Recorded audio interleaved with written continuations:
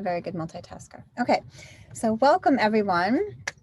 My name is Karuna DeLibero, and I am so excited to be here to talk about Ayurveda and aromatherapy. I got into Ayurveda because I've been teaching yoga for over 20 years, and Ayurveda is the sister science to yoga, so it was a natural progression into Ayurveda. And I got into Ayurveda when I was living in Santa Fe, New Mexico, and I was teaching at this yoga studio that had an Ayurvedic spa. And I was living in the owner's guest house, and she was going to the California College of Ayurveda at the time.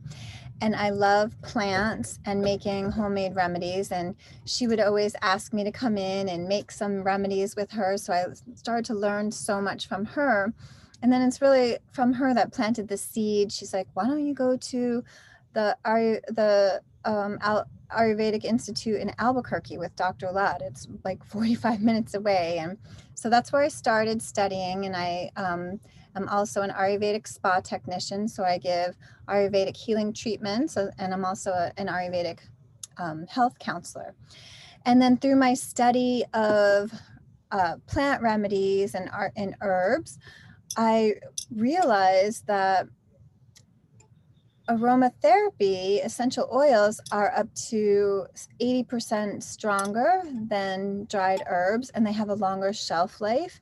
And then I started using them with my clients, and I find that people actually like them so much more. And when people like them, then they use their remedies. So I always love to start with a prayer. Let me see, how do I, oh, there we go. Okay. So we are going to start with the Ayur mantra. And this is a mantra for health and wellness. And I invite you to take a seat, sit up nice and tall. I want to be able to see you guys. So let's see. Okay, there we go. Do you guys see yourself, or do you just see the slide? I have my video boxes open too, so I can see all of you. Okay. Okay, so we're gonna sit up nice and tall. So I'm gonna move on to my meditation cushion over here. And you can see the words in Sanskrit on the left, and those are the words we're gonna chant. And then the translation in English is on the right. So I love to do this mantra and meditation with nasya, with hand symbols or mudras. And I'll go through it a couple times, and if you want to chant, please mute yourself so that it doesn't disturb the recording. And if you don't want to chant, you can just move your hands in the movements or just watch. So whatever you feel most comfortable with. So we start with our hands in Anjali Mudra, and it sounds like this. Om Ayur Dehi, Om Ayur Dehi. And then we turn our palms open and we spread our arms and lift our arms up overhead. And this pranam is the upward movement of energy. So we're moving that energy upward. Om Pranam Dehi. So from here in prayer hands, it would look like this. Om Pranam Dehi. And then Apanam is the downward movement of energy. So we move our hands down. Om Apanam Dehi. Om Apanam Dehi. Vyanam is the circulatory movement that brings health to the nerves. Vayu is the wind. So we move our right hand from the earth in a clockwise circular spiral motion that ends up above the head as we chant that verse. And it looks like this. Om Vyanam Dehi. Om Vyanam Dehi. And then we bring the thumbs to the four fingers, and we're going to keep this mudra for the next few verses. And chakshur is the eyes. So may we have clear sight. So from here, we move to this. Om chakshur dehi. So you can either bring your fingertips on the closed eyes or right hovering over them. Om chakshur dehi. We bring the same mudra to our ears. May we have health in our hearing, and may we hear with clarity. Om stotram dehi. Om stotram dehi. And then the fingertips to the temples, and may we have health in our minds. Om mano dehi. Om mano dehi. And then to the mouth. Om vacham dehi. Om vacham dehi. Then, since we're all females here, we're going to bring our left hand to our heart and cover it with our right hand. And if there were males, they would do the opposite, the right hand on the chest and then the left hand covers. Om Atmanam Dehi. Om Atmanam Dehi. And then we bring our flat palms to the ground. Om Pratishtham Dehi. Om Pratishtham Dehi. Then hands come back to prayer, and we point the fingertips into the sternum bone, deep into ourself. Om Mama Dehi. Om Mama Dehi. And then we move our hands back to Anjali Mudra, just as we started, coming full circle. Om Mayi Dehi. Om Mayi Dehi. So I'll run through this 3 more times, and we're just going to do one repetition of each verse instead of twice, but I just want to do it twice the first time so you can kind of get an ear for it. Om Ayurveda. Om Pranam Dehi. Om Apanam Dehi. Om Vyanam Dehi. Om Chakshur Dehi. Om Srotram Dehi. Om Mano Dehi. Om Vacham Dehi. Om Atmanam Dehi. Om Pratishtham Dehi. Om Mama Dehi. Om Mayi Dehi. Om Ayur Dehi. Om Pranam Dehi. Om Apanam Dehi.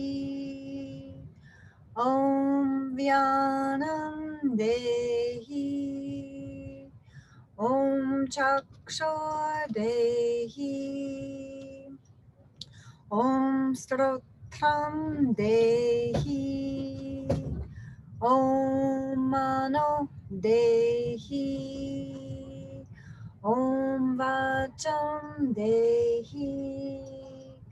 Om Atmanam Dehi. Om Pratishtham Dehi. Om Mama Dehi. Om Mayi Dehi. Om Ayor Dehi. Om Pranam Dehi. Om Apanam Dehi. Om Vyanam Dehi. Om Chakshor Dehi. Om Srotram Dehi. Om Mano Dehi. Om Vacham Dehi. Om Atmanam Dehi. Om Pratishtham Dehi. Om Mama Dehi. Om Mai Dehi.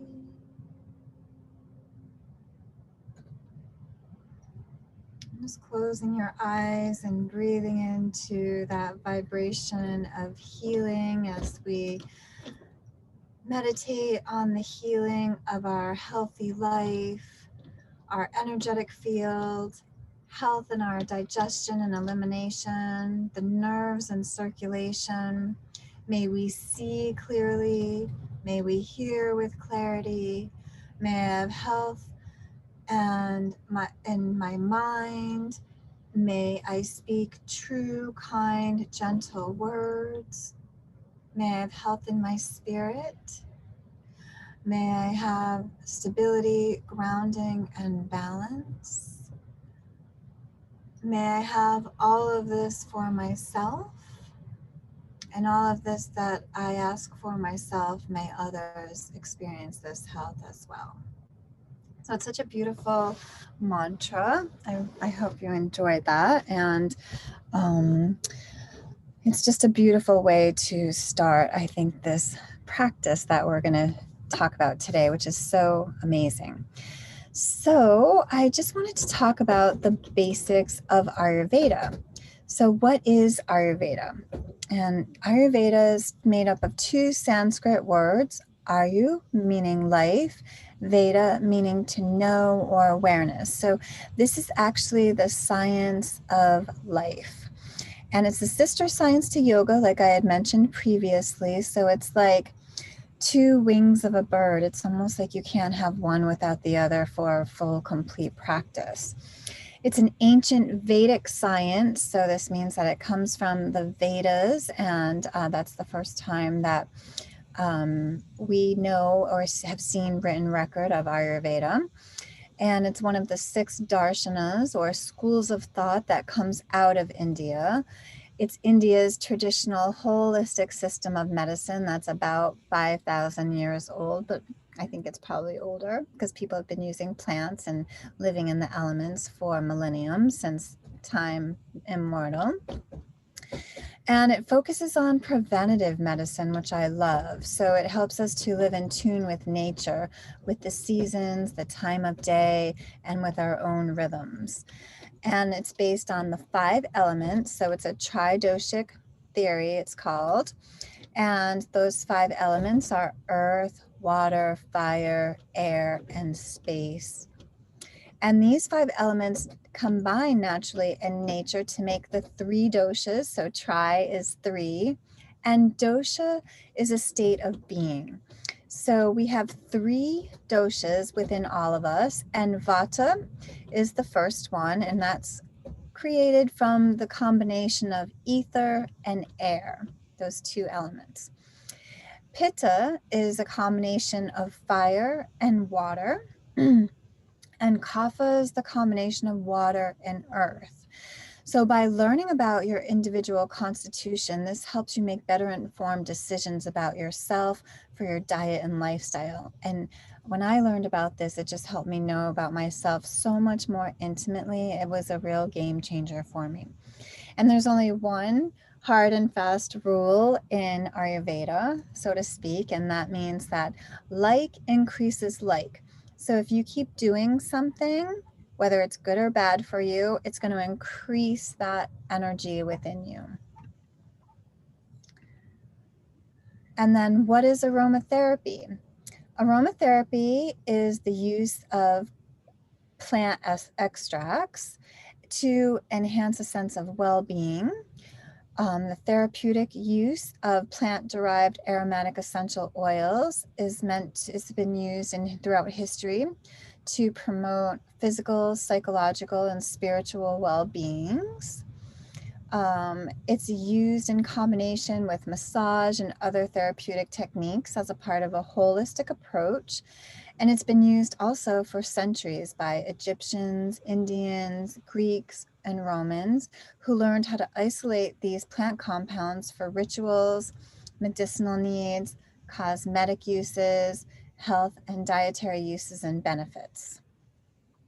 And then here, I just wanted to show you a little bit of a history. So aromatherapy is on the top of this line right here. And Ayurveda is on the bottom. So we can kind of see how they have merged through history together. So I'm not going to talk about every single thing. I just wanted to give you a visual here. And if you wanted to take a screenshot, you're welcome to take a screenshot of that at any time, or we'll also post the recording so you'll have it. And then what are essential oils? They are, I have a bottle right here of one of my favorites, frankincense. And these are, essential oils are volatile aromatic compounds that are found in some plants. They're not found in all plants. There's about 300 or so known plants that produce essential oils. Essential oils are the plant's immune protection against external toxins. And it also helps the plant heal. So when an animal chews on a plant, it will help heal the plant, or if it has some kind of disease, it will help to protect against that. And essential oils are hydrophobic. So hydro means water, and a phobia is a fear, right? Or an aversion. So these do not mix with water. So that's why we use oftentimes a carrier oil. And essential oils can be found in all parts of the plants: the roots, the resin, the sap, seeds, stems, bark, leaves, flowers, fruits, and the rinds. It's so amazing. So it just depends on what plant we're talking about, and each plant comes from a different, or each essential oil comes from a different part of the plant. So for example, since I was talking about frankincense oil, this comes from the resin of the frankincense tree. And what they do is they just slash the bark, and it's like these crystalline, sappy teardrops emit from those slashes because it's like a wound in the plant and the tree. And the highest quality is when they take that first teardrop. It's the most potent, and that's what doTERRA does. They take that first teardrop. And they're also, essential oils are very highly concentrated when distilled for purity, potency, and efficacy. So less will benefit you more. One drop is so concentrated, that's really all you'll need per dose of many times, 1 or 2 drops. Historically, they've been used for food preparation, body treatments, beauty treatments, hair and health care practices, as well as rituals like I've mentioned. And they provide a whole plethora of beneficial and health properties. So there are different essential oil extraction methods, and these are a few of them. Steam distillation is the most common. There's also solvent extraction, CO2 extraction, maceration, effleurage, cold press extraction, and water distillation. So the art of blending, this takes some training, practice, and intuition, but we're going to talk about some of the key points so that if you're interested in making your own blends or remedies, you have some information here. So understanding the order of oils that are blended is key to maintaining desired therapeutic effects. Now, these have chemical compounds in them. So these are like little science experiments in the bottle. So we want to become familiar with the chemical components in them as well. And that way, when we know the chemical components, we know their healing benefits. So alterations of the sequence may change the chemical properties, the fragrance, and desired results. Oils of the same botanical family blend well together. Why? Because they're a family. And other oils with similar constituents also blend well together. So, for example, if an oil was monoterpene heavy and another oil was monoterpene heavy, they have the same benefits, so they blend well together. Um, Depending on the topical use of your blend, you'll want to use or add a carrier or a base oil, which we'll talk about later. And for therapeutic blends, you would use traditionally about 28 drops to a half ounce of a carrier oil. For body massage, about 50 drops to 4 ounces of a carrier oil. And when we're making blends, really trust your intuition. I always love to go into meditation and see if I can commune with the plants and see if I can get any messages from them and hear what the lessons are that they have for us, because these plant allies are, their cells are very similar to our own cells. So our body is very receptive to this healing modality. So you want to trust your own sense of smell and intuition, and you want to store them in dark glass bottles that are airtight and keep them in cool, dark places to reduce oxidation. There's 4 classifications of blending essential oils that you've probably heard about in the past. 1 is the personifier, 2 is the enhancer, 3 is the equalizer, and 4 is the modifier. And we'll talk about each one here. So the personifier has a very sharp, strong, long-lasting fragrance. They have dominant properties with strong therapeutic actions. And oils in this class may include, but are not limited to, the following oils that are listed here that you can read: birch, cinnamon, and so on. And um, they make up about 1 to 5% of your essential oil blend.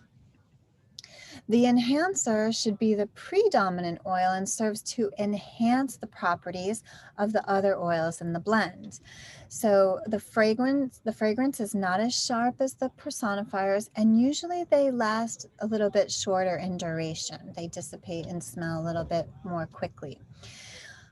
Oils in this class may include, but are not limited to, again, you'll see the list, so I'm not going to name them all. And they make up 50 to 80% of the blend. The equalizer creates balance and synergy among the oils. They equalize the oils. The fragrance is not as sharp as the personifier and also of a shorter duration. And again, you'll see the oils in this class that they include in this list here. And this equalizer makes up 10 to 15% of the blend. And lastly, the modifier. These oils have a mild or short fragrance. They add harmony to the blend. And again, they may include this list, but it's not limited to these oils. These are just a few examples. And this makes up about 5 to 8% of the blend. Excuse me.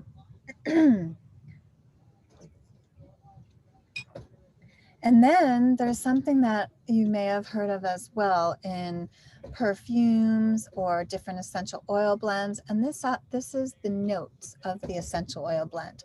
So notes in perfumery are descriptors of scents that can be sensed upon the application of a perfume. And notes are separated into 3 different classes. So we have a top note, and these evaporate very fast and normally have antiviral effects. And it's usually the scent that you'll smell or distinguish in the blend first. The middle notes are the bulk of the essential oil blend and are considered um, the bulk of the bulk of essential oils are considered middle notes and are normally um, they give body to the blend and they have a balancing effect. The smells of middle notes are not always immediately evident. So you'll smell that top note first, and then after smelling the scent for a little while, or it blends with your pheromones on the skin, you'll begin to notice those middle notes begin to become a little bit more pronounced. And they may take a couple of minutes to come into their own right, but they're normally warm and soft fragrances. And then base notes are the heavy oils, and their fragrance is evident but will slowly evolve. But this is the scent in your blend that's going to be present for the longest duration because it has a slower evaporation rate than the other oils, so it lasts longer on your skin. And normally these are intense and heady, and they are usually rich and relaxing in nature, and also tend to be the most expensive oils. Now, here's a really simple blending chart. So if you're interested in making blends, you can again take a screenshot of this.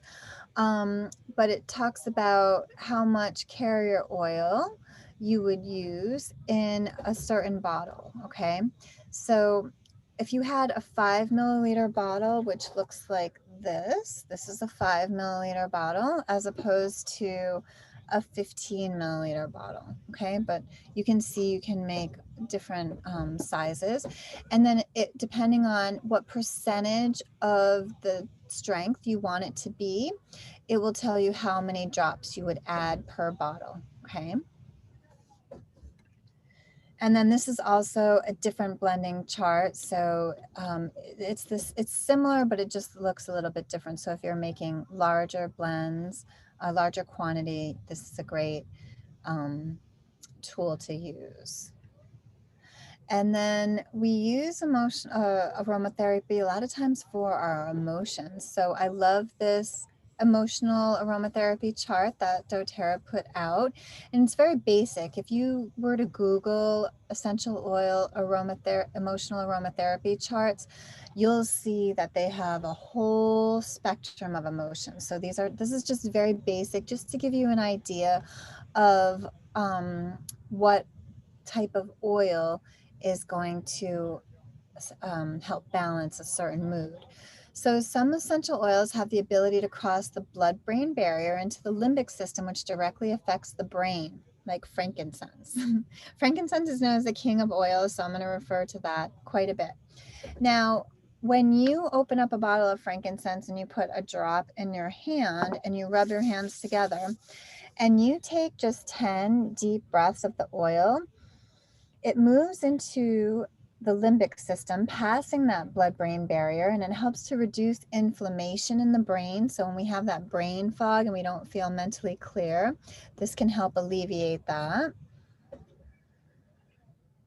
So good. I wish we could smell it through the screen.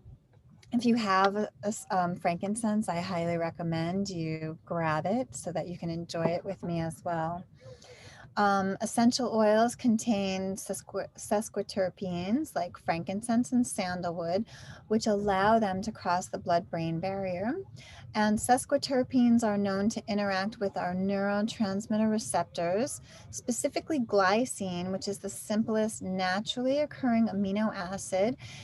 It is a constituent of most proteins, and also it helps to interact with dopamine and serotonin receptors and production. So the majority of new drugs on the market, like over-the-counter drugs, aren't able to cross the blood-brain barrier. And and what is the blood-brain barrier? That is like it's a barrier that actually protects the brain from toxins entering the brain, because the nose is a direct line to the brain. And for instance, if someone has a brain tumor, I was working with my friend who had a brain tumor, and chemotherapy is considered a toxin, and it cannot pass the blood-brain barrier, and that's why they need to, radiation is offered as a treatment, as an alternative. But frankincense has been known to help with the shrinking of tumors. There's some science on that now, which is really exciting. So it's especially great for tumors in the brain. And let's move on a little bit from there. So you've seen me hold up a bottle of doTERRA and essential oils, and this is specifically the brand that I use because through my studies I found that this is the highest certified pure tested grade on the market. And when you're choosing essential oils, you want to make sure that they are organic and that you can see the GCMS testing, which you can through doTERRA's website, sourcetoyou.com. And I know that there are some other essential oil companies that do that as well, but not all oils are created equally, as we'll see. So these are some of the reasons why I chose doTERRA. They created a standard called, and I have to update this slide, I just noticed, because they changed the standard because of FDA regulations. But these are known as certified pure. They used to be therapeutic grade, but now it's tested grade. So they are of medicinal quality. They're up to 70% stronger than dried herbs. They have a long shelf life when kept in a cool, dark place. They have cellular intelligence and are easily recognized and absorbed into our own cellular structure because the chemical components are so similar to our own. They're safe and effective to use on everyone, including newborn babies, the elderly, people who are highly sensitive, and also animals. They're inexpensive when compared to modern day medical system because if you were to divide the cost per drop, there's about 250 drops in here, and you'll get like pennies on the dollar. They have no negative side effects or addictive qualities, but we do have to use caution with them. And they address multiple issues simultaneously. So if you're using an essential oil for one thing, it's going to work on a multidimensional level in your body. And they're able to cross the blood-brain barrier, which we talked about.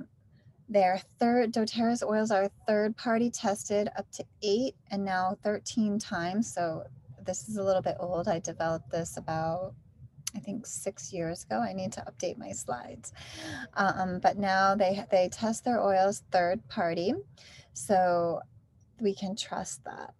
And they're guaranteed to be free of chemicals, pesticides, synthetics, harmful fertilizers, other plants, and even weeds.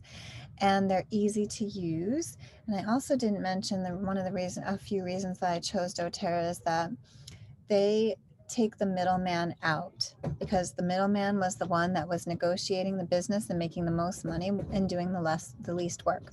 So doTERRA pays their farmers from seed to harvest, whether the crops come to fruition or not. They do this so that people are getting a fair wage. They're under contract.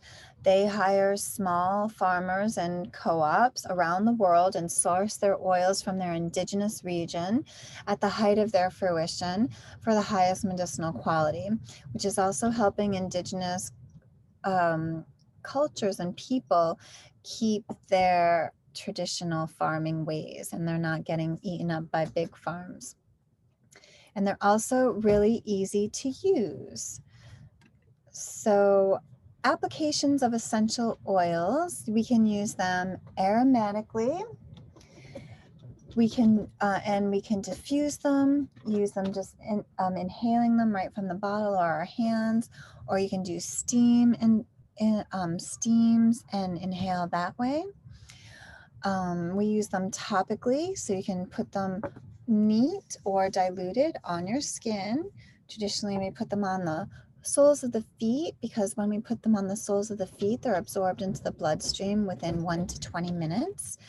And we systematically put them on the pulse points of the wrist, the neck, the base of the brainstem for emotional therapy and to affect the brain, and also for spot treatments. So if you've got any skin issues, pain in the body, rashes, things like that, bites, burns, you can use them as spot treatments.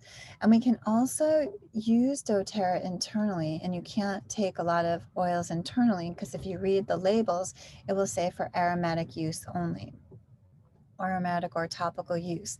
Now, if they were 100% pure or 100% natural, why wouldn't we be able to ingest them, right? So there are two schools of thought about ingesting oils, and there's the French school of thought of aromatherapy, and the British. And so the reason why they say that you cannot ingest essential oils is because most of the oils on the world market today are adulterated. But with doTERRA, we can trust that they have been tested for their purity and they're beyond organic. So you can take it orally, sublingually under the tongue. You could put it in a glass container, glass, metal, or ceramic, but never plastic. You don't want to put citrus oils in plastic because citrus oils will leach the plastic, recognizing as a petrochemical, and we don't want to drink that. So when you put them in water or tea, because they don't mix with water, you're going to see it sit on the top. So I like to use a copper straw, or you can coat your lips with lip balm so that it won't burn your lips, and then you can just take a little drink and take them internally that way. You can also put them in capsules. You can put them in a suppository and insert them in your anus or vagina if you've got health issues there that you're working with. And a lot of times in Ayurveda, when we insert a suppository through the anus, it really helps to alleviate our medicinal issues pretty immediately.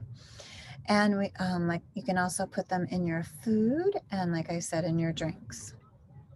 Oh, and I should mention, when you put them in food, you don't want to heat them. So I always, if I'm flavoring food with them, I'll put them at the end where I'm not cooking it, because heat will alchemize the oil and the chemical constituents, and it will change the chemical constituents of the oil.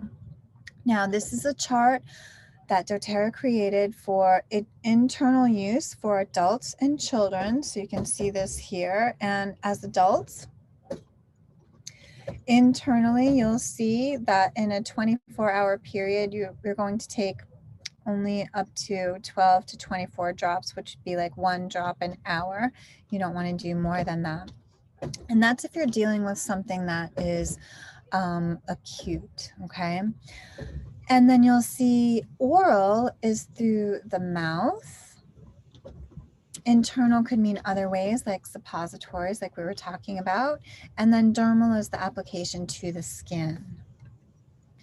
Now, these are the cautions of essential oils, because we don't want to just because they're plant medicine doesn't mean that we can just like drink an oil or use it all the, excessively. But like I said, not all essential oils are created equally, and less is going to benefit you more. So you want to use your common sense. Citrus oils are photosensitive, and even though oregano oil is not labeled as photosensitive, I put it under that category because it can actually, when you use it topically, oregano oil is the hottest oil and it can actually burn your skin.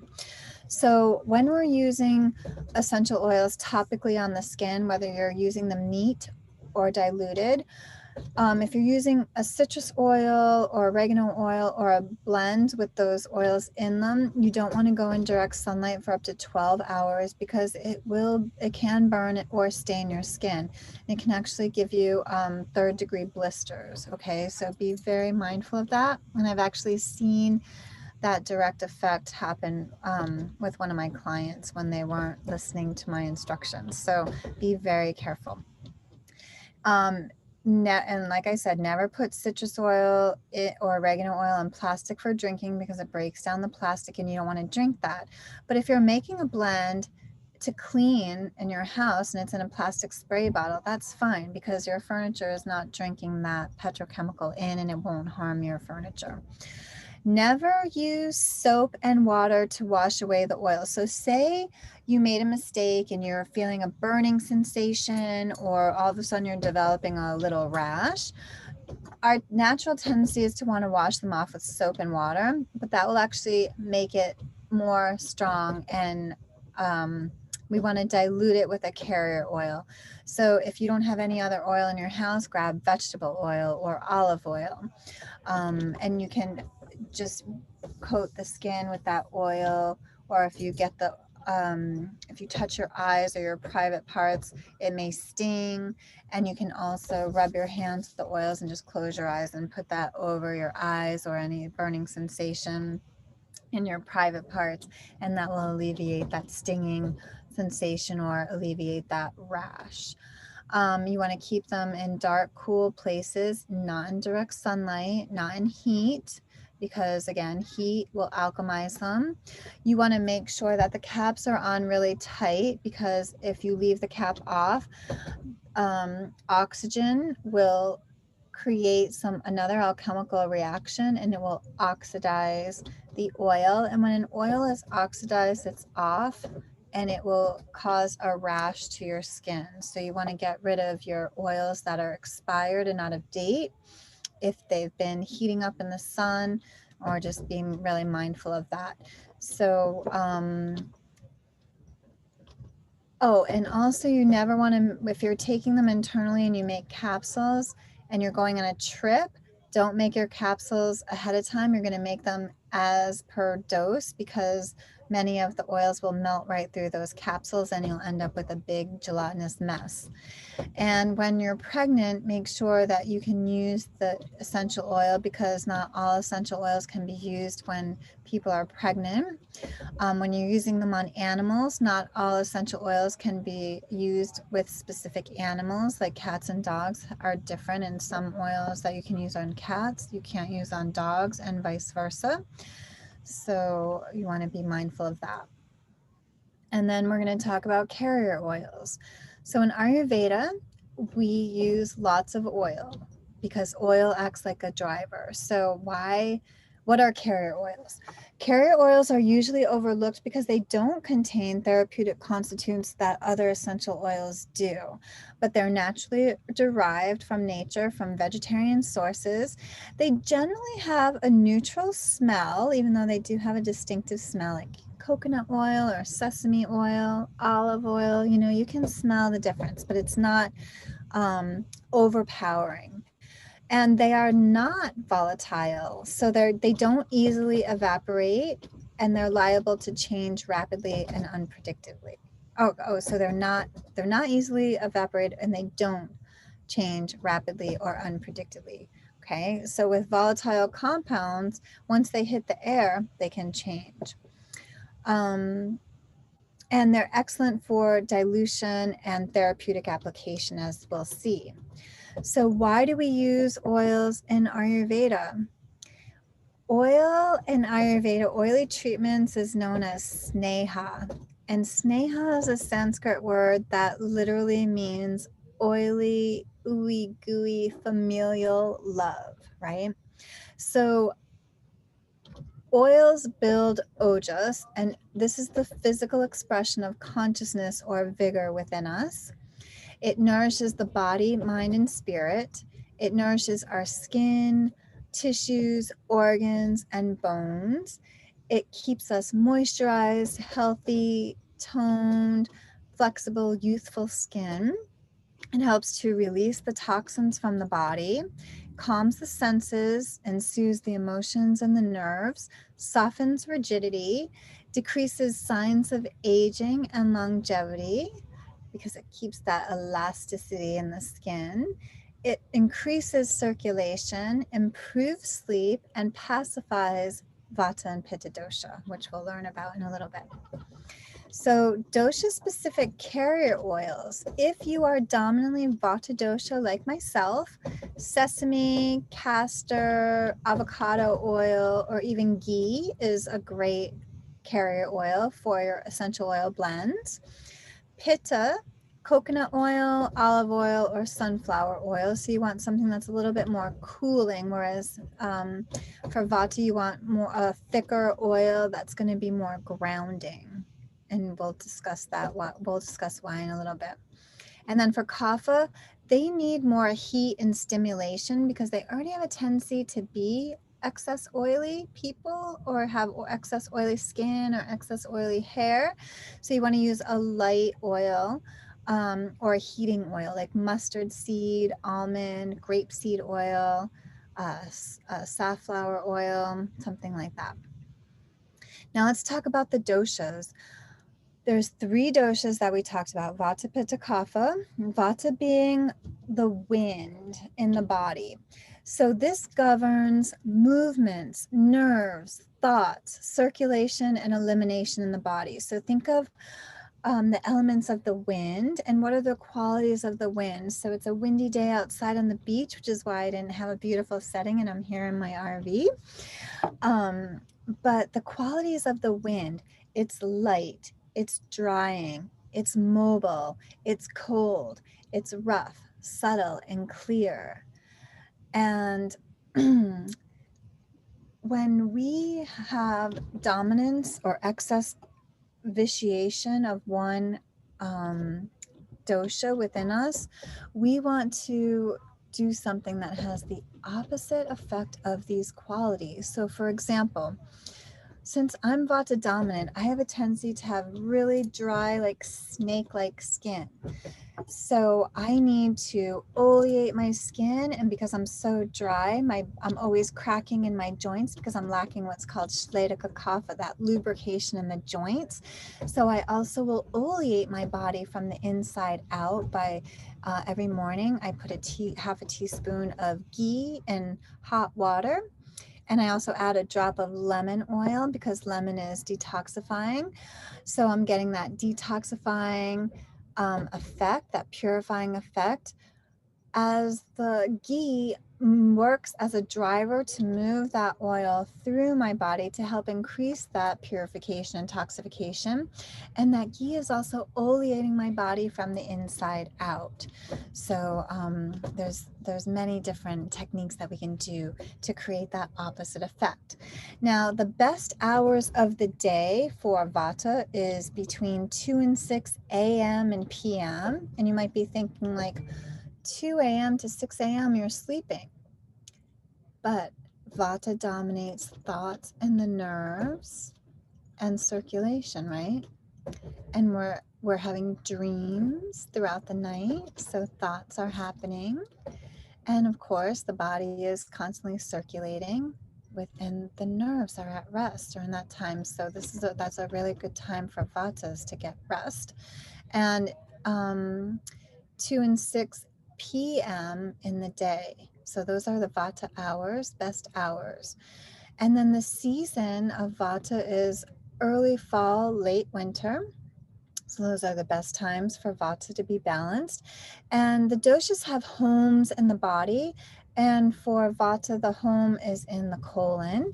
And the taste, because we want to taste our medicine, taste our food. Food is the first form of medicine in Ayurveda. And they say when diet is correct, medicine is of no use, right? So to alleviate and balance excess Vata dosha, we like sweet, sour, and salty tastes. Pacifying oils for Vata dosha. Vata needs warmth, moisture, softness, grounding, balance, and stability, right? So some warm oils are some hot oils like black pepper, cinnamon, ginger, thyme, oregano. And again, this is not a complete list. These are just examples. Now you might be thinking, what is a wet oil? So Vata is so dry, we need to add moisture to the body. So we would use, for example, rosemary, clary sage, rose, cypress, sandalwood, patchouli, rosewood. We also want to create softness, and florals create a lot of softness. So any kind of floral like chamomile, lavender, clary sage, jasmine, again, rose. And then Vatas also need grounding and stability because they have a tend to what? Have their head in the clouds, they're dreamers, they can be kind of spacey. So, all those cliches that we hear, they actually come from the source, for a reason. So think of the qualities of a tree. It's stable, it's rooted, it's strong. And so any kind of wood oil is going to really be grounding for Vata. Okay, let's talk about Pitta dosha. So this is the fire in the body, and this governs our metabolism, digestion, transformations in the body, all alchemical processes, sensory perceptions, and it also is a reflective of the intellect. So it helps us to distinguish between right and wrong. Now, the qualities of Pitta, think of fire: hot, sharp, penetrating, light, mobile, and liquid. So you wouldn't really think of fire as being liquid, but fire creates steam, right? And if we had only fire in the body and it wasn't balanced with liquid, for example, like our stomach acids would burn right through our tissues. So we have to have that balance of the water element as well, which I find so fascinating with Pitta. And the best hours of the day are from 10 to 2 a.m. and p.m. Okay, because think of high noon, that's when the sun is the strongest, and this is like the hours of Pitta, right? And the season is late spring, early fall, and its home is in the intestines. And the taste that alleviate or balance excess pitta dosha is sweet, bitter, and astringent. So you want your food qualities to have or your medicines to have those qualities. Pacifying oils for dosha. So pitta needs cooling, moisture, grounding, and stability. Cooling oils are things like Roman chamomile, lavender, rose, any of the mints. Although I have met some people who felt like peppermint would burn them rather than cool them. So we have to consider people's individual constitution and remember that there's not a one size fits all. Everyone is unique and individual. So a lot of times it's trial and error. Moisture, so wet oils that will help pitta is cumin, lang lang, rose, the mints, tea tree oil, melaleuca, sandalwood, and again, grounding and stability, think wood oils. Now let's talk about kapha dosha. Kapha gets a really bad rap because if you look at the qualities, people are like, ooh, I don't want to be dominantly kapha, but I actually wish I had more kapha in myself because it would alleviate a lot of my own issues.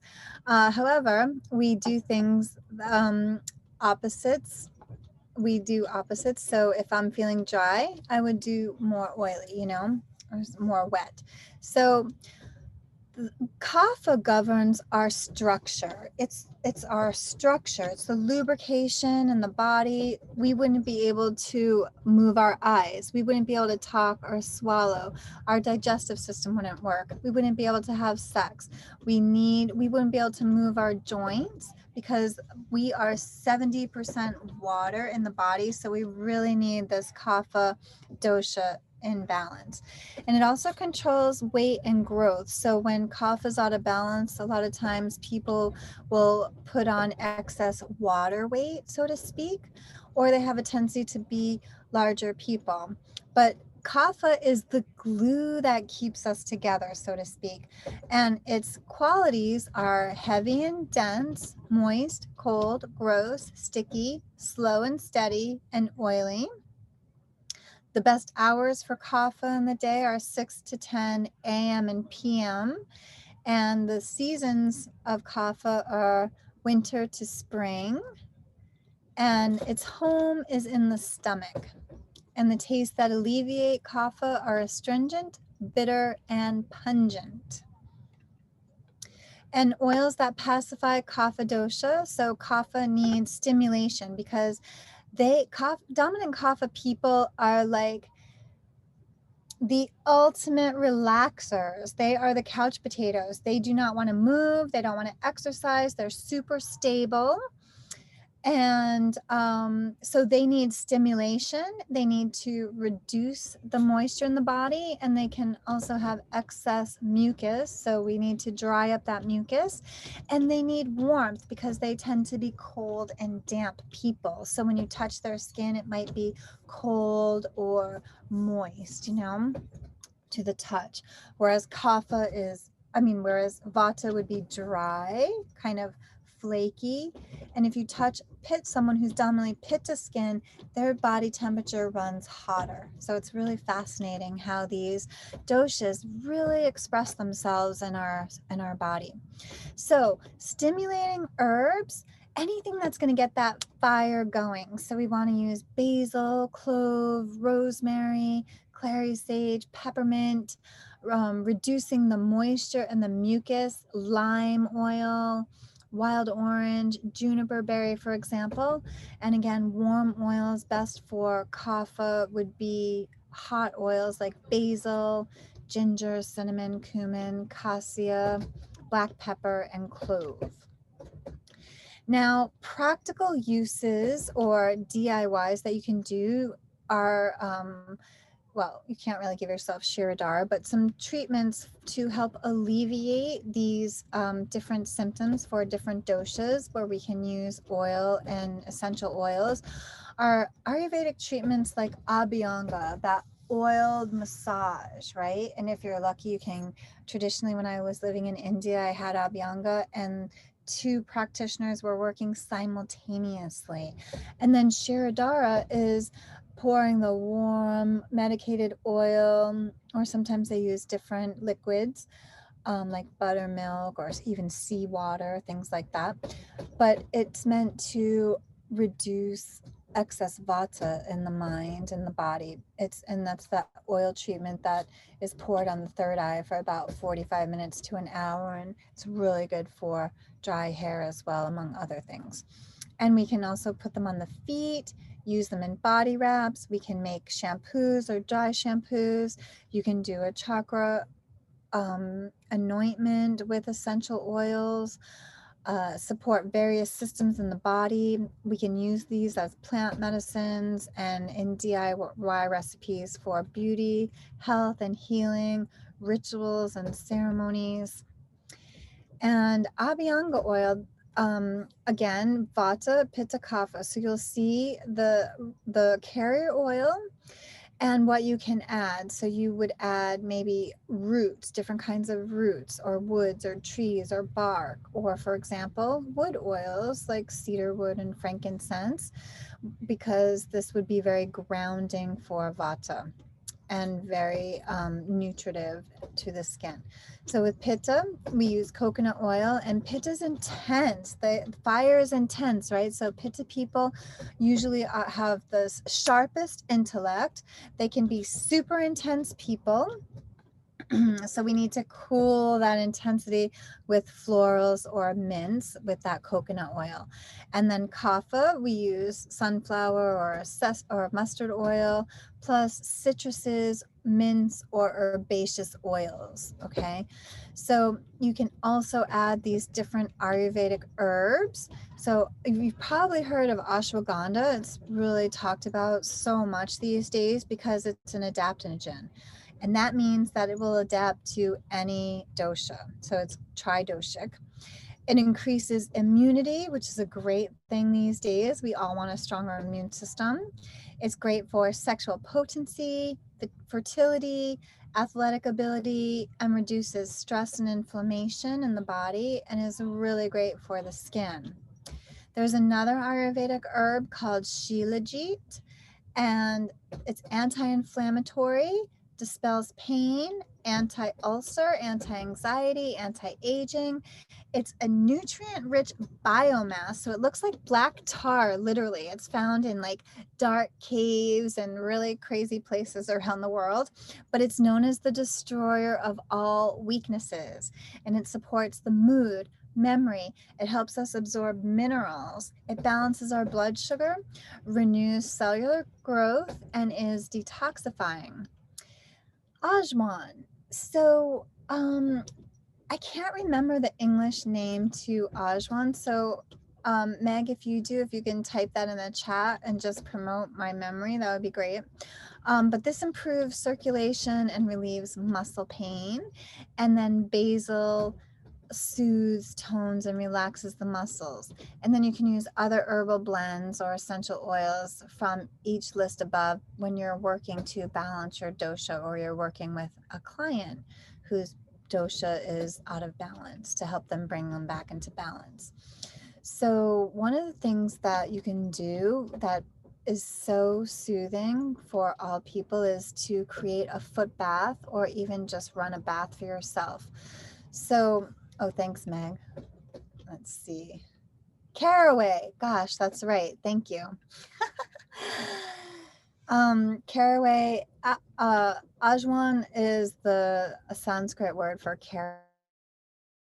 Sometimes I can remember things in Sanskrit and not in English, which is so funny how the mind works, right? Okay, so for a foot bath, for example, you can use 5 to 10 drops. And the idea is to relax when you come home from work, when you read, or have your client lay down on their back on a massage table, and you can put one of those triangular bolsters or a big bolster underneath their knees so that their feet are on the massage table, and then you can put a little tub and their feet in the tub. So you can even do a foot bath with your client, if you're a therapist, when they're laying on their back on the massage table. And for foot baths, for Vata, you'll see some oils that are suggested, and Pitta, same thing, and Kapha. So you'll see a lot of repetition here. And you can also use it for foot massage. So you can either give yourself a foot massage, because I feel like we don't pay enough attention to our feet. And this is our foundation. This is how we walk upon Mother Gaia, So we want to really take care of our feet and stay in balance with our feet, because that's the foundation for our whole body. So if our stance is off, we may experience incorrect structural alignment. And so for foot massage, you can use these different oils, and these are just different ideas. I mean, you can pick anything from the list, or as you become more familiar with the qualities of plants, you'll begin to know and just intuitively choose the oils that would be best for each dosha. And then for the face, you can make a facial toner using lavender, melaleuca, and distilled water in a dark glass spray bottle. And I actually call that my everything spray, because you can spray your skin, you can spray the air, you can spray your linens, you can spray your counters and wash your counters with that as well. And everything will just be so aromatic and really relaxing. And melaleuca is also antibacterial, antifungal, and antiseptic.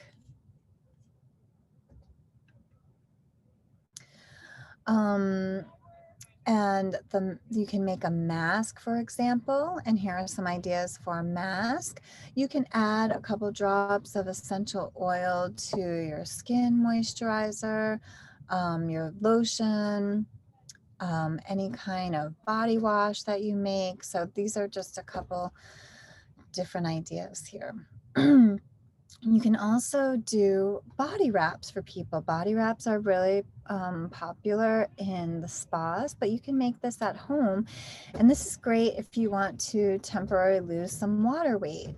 I've done workshops with women in this, and I've seen women shed inches. So if you want to get in a sexy dress, or you're going to the beach or whatever, and you just want to slim down pretty immediately, this is an amazing treatment. So there's the recipe right here. doTERRA has a metabolic blend called Slim and Sassy, and it has a blend. Let me see if I have it right here next to me. I don't think I do. But it's a blend of peppermint, ginger, lemon, grapefruit, and there's one more in there which I can't remember. But doTERRA Slim and Sassy helps to balance your metabolism. So if your metabolism is too high, it's going to bring it down. If it's too low, it's going to bring it up. So you would add this to a glass spray bottle, and I would do like a 2 to 4 ounce spray bottle. And remember to use glass because we're using citrus oils there, and it's going to go on your skin. And you're going to top that off with fractionated coconut oil or the carrier oil of your choice. You're going to take your body measurements before and after, and you're going to spray the area of your body and massage it in. Wrap it with muslin or unbleached cotton, and then wrap that with plastic, and you can leave it for 2 hours or even overnight. And you can do this, you know, once or twice a week if you wanted to. Another idea is to make a dry shampoo. So here's a recipe for dry shampoo. And this is, if you've got, these are different oils for different symptoms in the hair. So if you've got dandruff, or if your hair is greasy or oily, or if you've got thinning, or you're losing your hair, or if you have an itchy scalp, you can use different oils to create different health benefits. And then this is a chakra anointment. And I'm not going to go through this so much just because of our time here. So if you want, you can take a screenshot of that, and I'll talk about this in another video. And then I just wanted to end our class today with some little quotes that I thought were so cute. This is a short history of medicine. I have an earache. And in 2000 BC, here, eat this root. In 1000 AD, that root is heathen. You say this prayer. In 1850, that prayer is superstition. Here, drink this potion.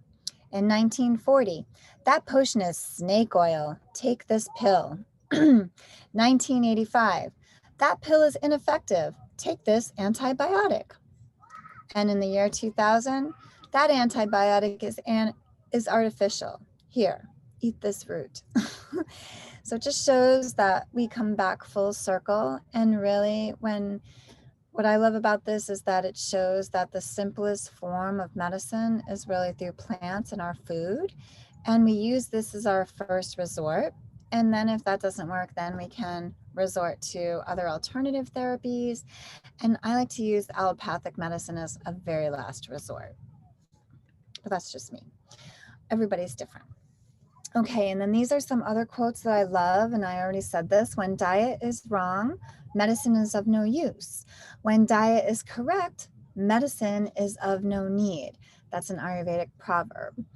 And then if you continue to live a wrong lifestyle and eat the wrong foods for your mind, body, constitution, you have no use for medicine because you're constantly feeding yourself the wrong foods. So no matter what medicine you're using, if you are eating the wrong foods, the medicine is not going to be as effective as it could be. But if you live and eat according to your mind, body, constitution, according to your dosha, you have no need for medicine.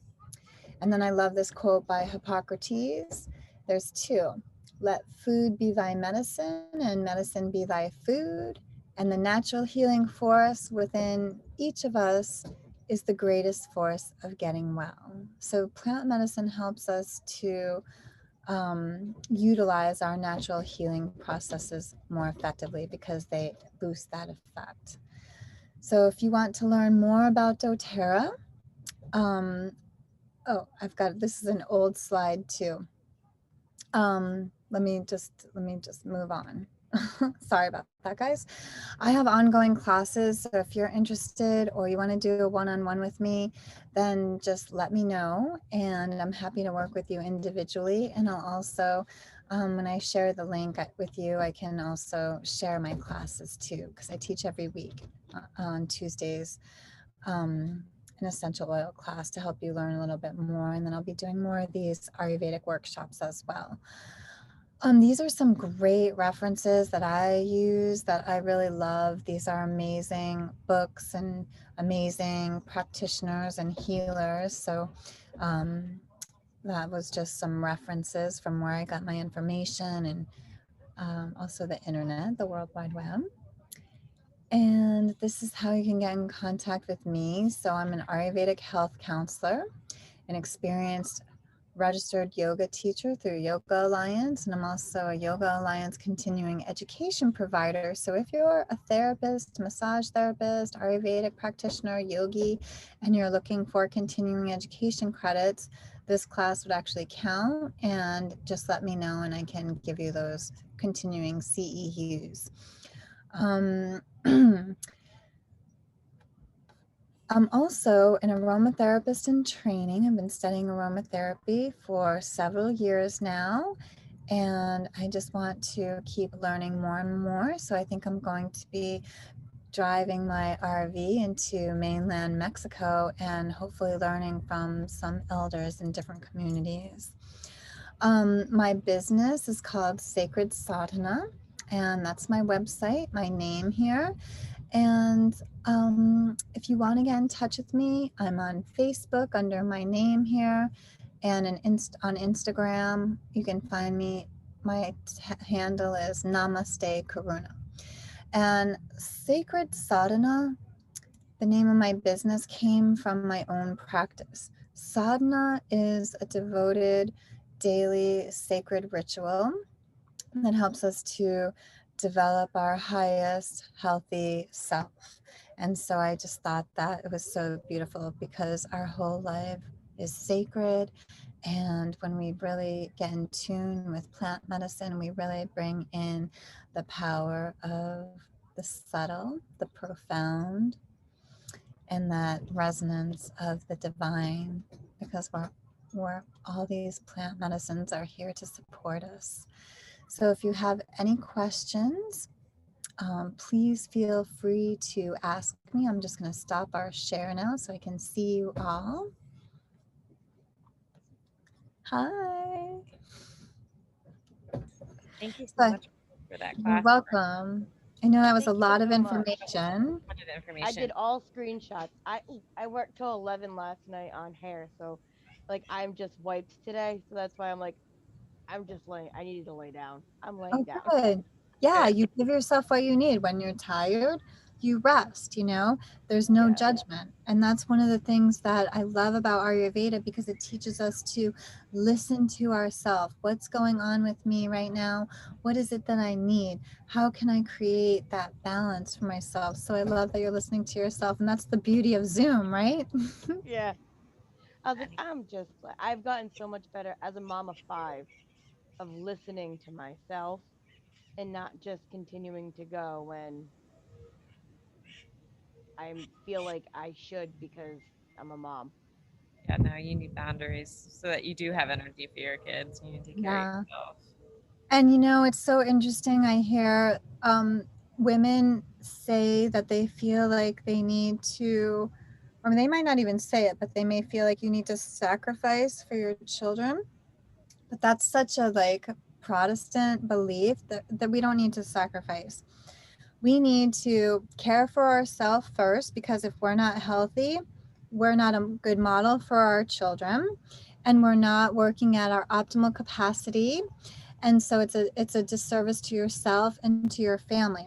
So when we are able to care for ourselves, our children watch everything we do. I mean, you can talk yourself till you're blue in the face, but if you're not living what you're preaching, you're not walking your talk, and your kids are going to be like, whatever, you know. And so the best thing that you can do is be the model for your children. And then they're going to see, oh, mom needs some time to rest. It's mom's meditation, quiet time. Let's meditate together, you know, or they say one person who meditates in the house, the whole family benefits. So Hmm. self-care is a number one. Now they're all starting to trickle in my room. It's like they just know. One by one they're trickling in. They feel the energy of relaxation, and maybe they need that too. Maybe they Maybe just want to too. have a big cuddle puddle with mom on her bed. Oh, they do like doing that. Who doesn't? I'm so glad I get to meet you. Me I too. can't Thank wait to you so take more much. classes. A lot of this is um I got into doTERRA because it's something. Look, there's one right there. Hi, Me. buddy. Um, I use it in my own work, like with the water bottles that I use to spritz hair to um, having, what are they called? Diffusers, Mm. going when people are around. And so it's something that I definitely like to incorporate just into my business, because I'm not just your average like hairstylist. I started incorporating Reiki into doing hair because I cut hair so uniquely. So it kind of all just goes along with like my path, my purpose, and what I'm doing. Yeah, and you can even use the On Guard blend to replace the chemical solution to clean your tools Oh, because this kills 90, I think up to 99.6% of germs and it's Mm. non-toxic. You know, so Oh you could yeah. put that in distilled water where you keep your combs and your brushes or your any of your tools there. Oh yeah, I Um, have a spray bottle of it. I have it in my car. I have it in my kitchen. I have it in my purse. I have it. I love That's it. Me one of the. too. That's one of the. That and frankincense is like a staple in all of the above things. Mm-hmm. Mm-hmm.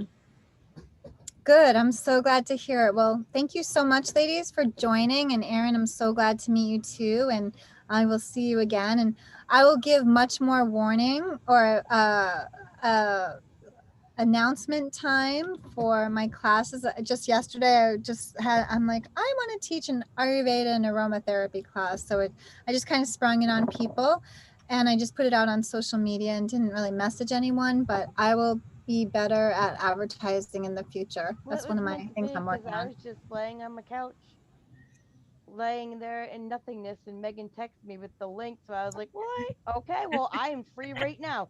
Click, I'll be on." Perfect. So I to love me, it it. was divine timing. Good. I'm so glad. I love it when that works out that way. Well, thank you, ladies, so much. And I will talk to you again soon. Have a beautiful weekend. you Thank too. you. You too. Bye. Namaste. Namaste. Namaste. How do I leave? Are you gonna post the